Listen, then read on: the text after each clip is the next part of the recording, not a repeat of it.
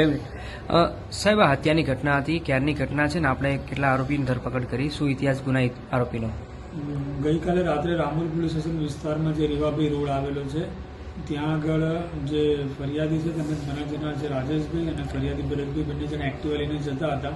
એ દરમિયાન જે આરોપી છે અક્ષય ઉર્ફે ભૂરિયો પટેલ તે રોડ ક્રોસ કરતો હતો. તે દરમિયાન આરોપી અચાનક એક્ટિવાની બ્રેક મારતા એ લોકો વચ્ચે બોલાચાલી થયેલી હતી, જેના કારણે થઈને જે આરોપી છે તેણે જે મરણજનાર છે એના પગના સાધાના ભાગે ચપ્પુનો ઘા મારેલો હતો અને ત્યારબાદ ત્યાંથી ભાગી ગયેલો હતો.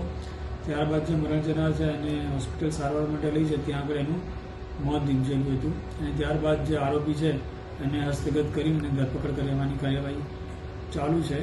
જે આરોપી છે અક્ષય ઉર્ફે ભૂરિયો તેની વિરુદ્ધ અલગ શરીર સંબંધ તેમજ પ્રોહિબિશનના ગુના નોંધાયેલા છે. તેની વખત 4 થી વધુ વખત પણ પાસા થયેલી છે અને આગળની કાર્યવાહી ચાલુ છે.